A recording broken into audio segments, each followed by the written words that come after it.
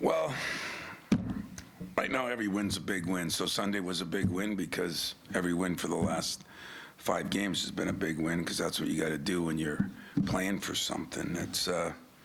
It's pressure. It's good pressure. But I said it all year long that I've been impressed on how hard they work. Today we had a great practice. To me, we've still stuck together. It was nice to see Jaden hit some shots in the game. He hit more shots today. And of course, Jackson was incredible. You know, the rebounding, the scoring, the defense he played. The group has continued to play with each other. I think that's important. We took a light day off yesterday. A lot of film, a lot of walkthrough. And my luck that one time when Marquise just came in and asked me if it was the third practice of the day. I said, no, Queese, that's illegal again now. But he kind of told the players what it was like back in the day. But we've been focusing everything on Iowa, as you can imagine. And in Iowa, listen, they've had some ups and downs. They've had a couple of injuries. Their starting center was out for a couple games, came back, then went back out. That was quite a few games ago, but they lost some games in that stretch. They lead the league in scoring offense, are hitting 10 threes a game. Prolific scorer in Sanford. I mean, he's got his brother too, but him and Nix are unbelievable shooters. And so that is going to be a big concern for us. Obviously, Freeman's been out for a while, so they're used to playing without him. They do it by committee like we do with our centers. But Dix and Sanford are guys that can light it up in no time. I saw him take a 12-point lead or a deficit, turn it into a lead in about 4 minutes. So they're lethal in that respect. It's senior night. They got some good seniors that have been there. Michigan State comes in. We understand it's a big game.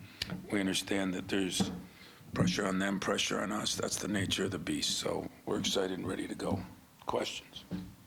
Tom, when you you didn't know that Michigan was going to lose, obviously, when we talked to you last, and so obviously this is now for something tangible. And I'm wondering what discussions you've had with your team about the chance that you can get a share of it already. Honestly, I didn't bring that up. I tell you why I didn't bring it up, because I want to put ourselves in a position where,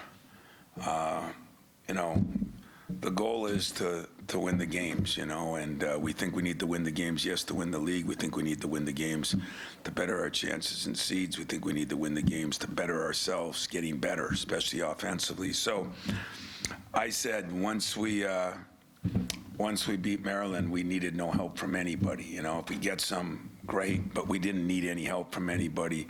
I almost like that mentality. Take care of your own business. Don't hope somebody loses. Do enough that you win, and that's the position we're in. So I really didn't talk to him about that. I don't think it's added pressure. It's not like, well, if you lose, you got a chance to redeem yourself. I just said, hey, we got to play. We got to get better. We know we're going to have our hands full. I mean, even games they've lost, guys, they've been right there. I don't make teams better than they are. I don't make them worse than they are. This is a dangerous basketball team, and very, very well coached. Randy's a damn good coach, and so we're just kind of homing in on us and worrying about us, to be honest. You've been a part of a lot of you've been a part of a lot of epic wins, epic losses over the years. I'm wondering, the last time you were at Iowa was one of the epics on the other. Where does that stand out in terms of memories for you and the way that ended? Damn, you're coming with a lot of great questions. You think you're good enough to just win and worry about that. So that's a bad thing for me. And now this one is think back when you lost 11-point lead in a minute. I've already not slept for a year and a half. I just started sleeping over that one like back in November. So, what's sad is most of our guys weren't even involved in it. There's a couple. And guys, wins don't really stay with them as much, but losses definitely don't stay with them. Wins don't stay with coaches as much either. Losses definitely stay with us.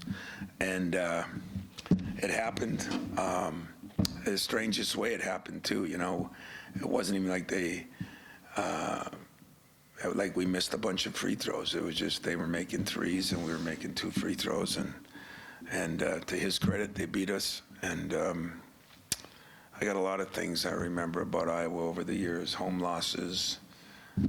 Fran's done a good job. So, no, I'm not, I've changed. Can't yell at players. Don't get upset with them too much. And definitely, I'm looking at the glass usually half full now. You know me. And so the glass is half full. If we get 11-point lead, I think we have a good chance to win it this time from the experience I had from the other time. 11-point lead with a minute left. Let me reframe that. Obviously, the finishes have been strong lately, but the first halves could be better. How much of an emphasis has that been with your guys, especially as you're going to be seeing some much better teams? I'm not letting you guys get to the negative side of me. You're right. You are right. But did you ever think sometimes it's because the other team is pretty good too? And you all know there's times we haven't shot the ball as well. That's no secret. But I think in general, we've had at Michigan, we were up 16-8. Were you sleeping during that time, or were you there? You were there. So then the next 10 minutes is when we were bad. But, you know what? If we start down 30-0, we're behind tomorrow and we win the game, I'm going to be happy. And that's kind of the way it is, But I don't think our starts have always been as bad. I just think there's other good teams. And good teams are tough to play against, too. And especially when you're on the road like we've been for a couple of them. Those teams get going, too, and they got a lot to play for, too. It's not just us. I mean, Maryland was unbelievable what they had to play for Michigan. So, I don't know, I'm making fun of it. Who in the hell said we're that good that we should go in there and dominate a team from start to finish? I sure haven't said that, and I don't believe that. But I'd like to shoot the ball better from the 3. Other than that, I've been pretty cool. Our turnovers have been down. I think we're 9-something in the last 5 games. A lot more good things than bad things. So the positive dog is going to stay positive for at least till I get out of this press conference. I got a couple of really positive questions. This is 6 or 7 times in recent weeks you've said we had a great practice. Does this team just practice well, and does success energize practice time? I'm sure it does some, but it's still a grind. There's pressure on these guys. I think they practiced pretty well all year, but like today I was impressed, Now maybe it was smart. We gave them yesterday semi-off. And the 1 week, like Queese said, Queese walks in and, how many practices today, coach? This is during break. There's no rules, I said, shut up, Queese. And I almost threw him out of practice. But I'm trying to be the positive dog. I'm trying to use my intelligence a little bit more and not beat the hell out of my guys. But in all honesty, we got a lot of stuff done yesterday. We really did. And yet I think we saved their bodies. But at this time of year, it's not always your body, it's your mind. The mental fatigue of a season is probably tougher than the physical. Here's an easy one. John Howe's been hanging around a couple days. He was at your game Sunday. He was there today. What's that like to have, in a bigger-than-life moment, him around and smiling and enjoying himself like he seems to? Yeah, John's been here quite a bit. He calls Mex and comes over, and John's an inspiration to me, You talk about the positive dog. I don't know what I'd say if I was John, but it probably wouldn't be when I say, how you doing, John? I'm doing great, coach. Probably wouldn't be what I would say. And so he's an inspiration to me. He's incredible kid, and I appreciate him around practice. I appreciate him around games. He's welcome anytime he wants to come, as long as I'm here. Tom, forgive me for delving into the realm of hypotheticals here, but you talked about wanting the wins in the next 2 games. I'm curious, if you do win at Iowa and you do clinch your share of the title, do you celebrate that, or do you just wait till Sunday when you can potentially win it outright? Yeah, no, there'll be no celebrating for us in Iowa. We got a little tiny locker room there. We'll go and give each other a hug if we can find a way to win. But there'll be no. First of all, I would never do that on somebody else's court ever. And second of all, too much respect for coaches, players, and fans. And third of all, we have bigger goals than just winning it, and winning it outright. There's other goals that we have, playing better all the time so we get more prepared for the tournaments that are coming up when it's one bad day, one bad half, and now you're out. And so, no, you guys, there'll be no celebrating. That's not a negative. That's just the way I believe it should be. And I've never been a fan. I've seen it once or twice where people cut down the nets and things, and I would never do that. I'm wondering about the complexities of this, the emotions involved in going to Iowa. One, obviously, they're fighting for their lives and getting to the tournament, but two, there's also been a lot of rumors about Fran and whether or not this may be the end for him. I guess I'm wondering how you kind of walk into a situation where the emotions might elevate another team's play. Well, I think every time we go somewhere, whether we like it or not, whether I like it or not, the brand we've created for us has been pretty special, as evident by not being picked as high and yet being critical TV games and having your last 2 games on major networks. And so I think anytime we go somewhere, people want to take their shot at Michigan State because we've taken our shot at them a lot, and won a lot of games. And so I think that's number one. Number two, senior night is always special. Doesn't matter if it's here at Michigan, at Iowa, or at Indiana. It doesn't matter where it is. It's always special.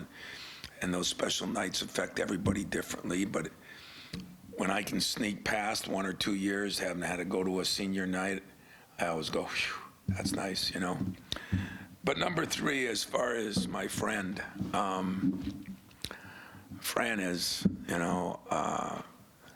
he loses his freshman of the year center, and people are so whacked out now, and including you guys.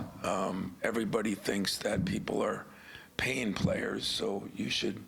But what they forget is I was not just paying players, or Michigan State isn't, or Michigan isn't, or Indiana isn't.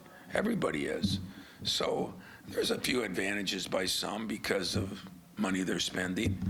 But in general, you lose your freshman center, who was freshman of the year, you're probably not going to be as good.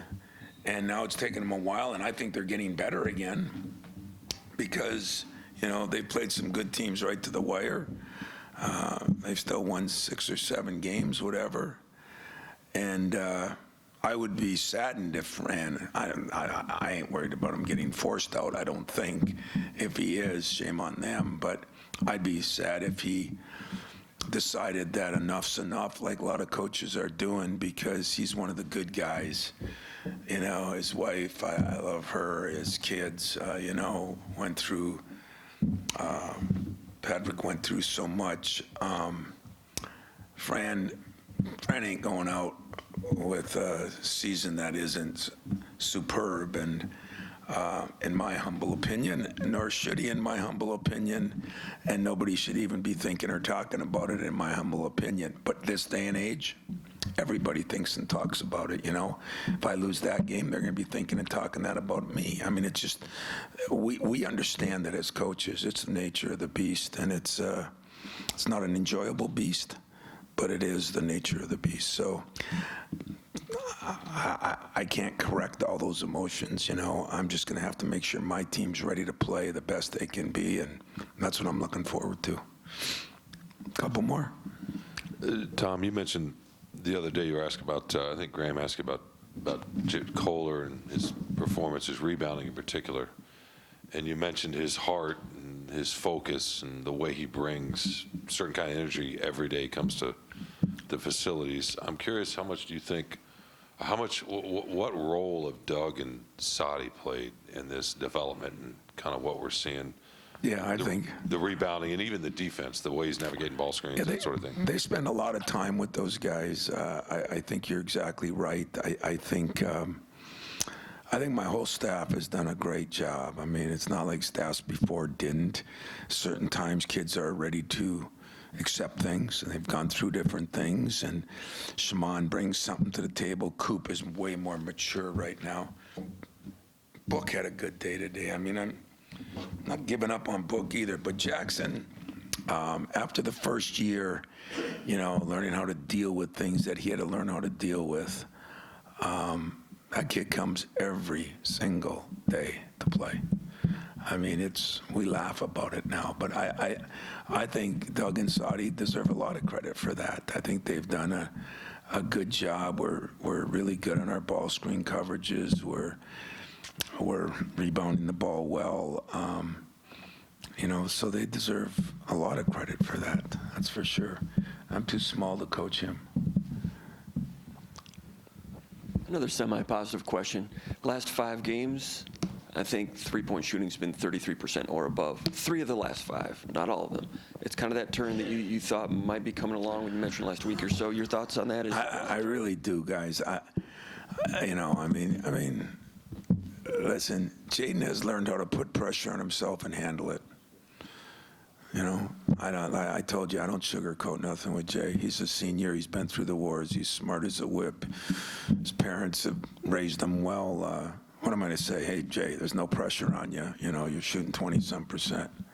So instead I say, hey, Jay, you're shooting 20-some%. But look at this, Jason, or Jaden. 3 years you shot 38% total. Let's take a look at your shot. We did. We feel there's a few things that he had to tweak. But I pray to God he keeps shooting well for us, but way more for him. Because you all know, you hear the rumors, who works, who doesn't work. Not that you know everything, but nobody in this building. Go see the janitor, go see the secretaries. All they'll tell you is Jaden Akins lives, eats, and sleeps in here, works his tail off. But it has come up some, you're right. And I said, I'm not going to be selfish. I think the last 10 teams I've had, we've been closer to 35 to 40% in the three-point shooting. I would just take the low end of that, and I think we'd be a much better team. And if that's pressure, live with it. That's where you are. But he's fine. He's fine. And we got some other guys that got to shoot it well, too. And I think they will.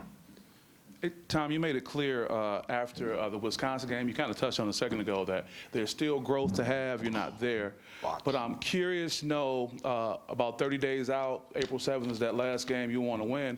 Does, like a boxer, do you look at peaking? When is the team peaking? Is there such thing in this kind of space with the... I don't look at that. It's a good question. I don't look at peaking only because what can I do about it? Cassius's team was peaking at the right point, but because we had some problems early, he had problems. We were getting better. Remember now, we lost 3 out of 4. We know what it's like to lose. And I thought 1.5 of those games we played atrocious. I thought one of them I coached atrocious. So we've been grinding in this. That's what you're supposed to do at the end of the year. And if you're playing for any kind of championship, if you put yourself in that position, and I know Robin's up next, and I'd say this in front of her, I'd say this, that's our goal as coaches, is to each year be in the hunt in those last 2 weeks. Well, there's going to be pressure on that if you're in the hunt. And some years you win it, and some years you don't. But I don't look at peaking. I know this. If you think we peaked because we won 5 in a row, offensively, we're down here as far as I'm concerned, you know, and that's not total offense. We're in the middle of the pack, but I just think we have such a ceiling to get to yet. But defense does win championships, and you still got to be able to defend and rebound, and our turnovers are getting better. That's an offensive stat. Our fast break has gotten better the last couple games. We had a lull in that. We're nowhere near peaking. I do think we have a ceiling to improve to. It's whether we improve to it that'll determine.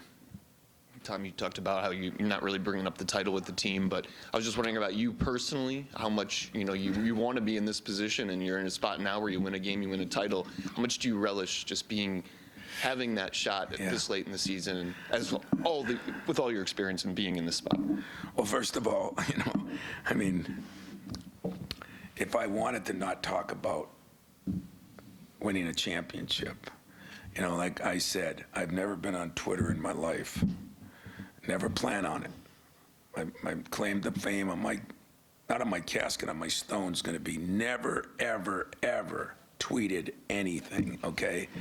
But everybody does it to everybody else. So of course I talk to my team about winning a championship because everybody talks to them about it. But what does it mean to me to be in this position at this point in time?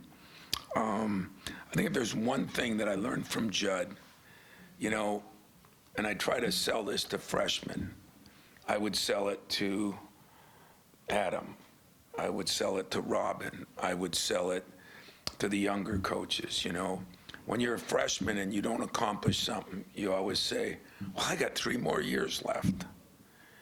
And Judd taught me that you never know. As we know, you never know how long you have on anything, but you never know what'll happen. I said it before, if Kenyon Martin doesn't break his leg, maybe we don't become the 1 seed, and maybe we don't win the championship. You never know what's going to happen. So I look at things as you get older, you can't say, I got 20 more years. And I could. Who knows, I know one thing, if I could do it to 90, I'd outlive most of you. I mean, not outlive, I'd outlive my job, most of you. But I got a couple young bucks that would still probably be here giving me a pain in my tush. And it's exciting to be in the position. I'm not making it a bigger deal or a smaller deal. I'm making it, this is why you came here. This is what we do here. We don't hang things of records. We hang things of championships. And that's the way I look at it. I'm excited about it. I'm excited about a chance and an opportunity, because you got to have a chance before you can do it, right? So I'm excited about the chance. See if we can take advantage of the opportunity. Time for one more before we get Robin up. So just to clarify, you are going to coach here till you're 90? Maybe. Yeah. Maybe that would be good news for you guys, or bad news for you guys, or bad news for fans. I don't know, but I'm going to coach through this year. I know that. I wanted to ask you about, you talk so much about the three-point shooting. How much has maybe the three-point defense help offset some of that, and especially these next few weeks, how critical is that? It's a good point. But I like that. I like to do both. I like to defend it and score it. And but I think you're right. It's like, I was talking to a couple NBA guys last night, and they were talking about turnovers in the league, and somebody had just gone a game where he had 20-some turnovers, which is really bad in the league. He said the worst part is the other team only had 3. So if we're only getting 6 threes and the team's getting 7 or 8, that's okay. That's manageable.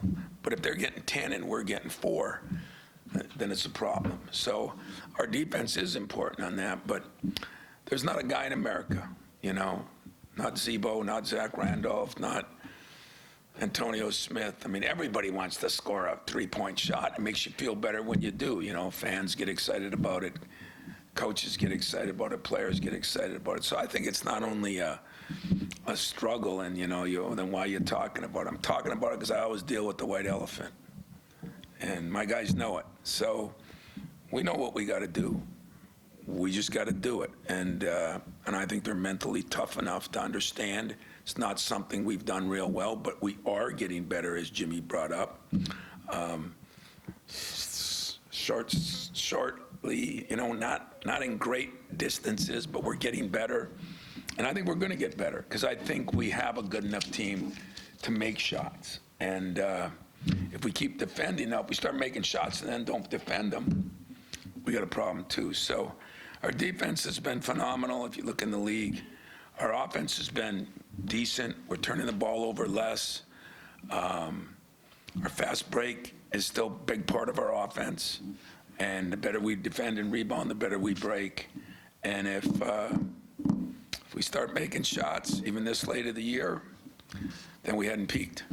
And so that would be good. I appreciate you guys. See ya. We'll have Robin up next.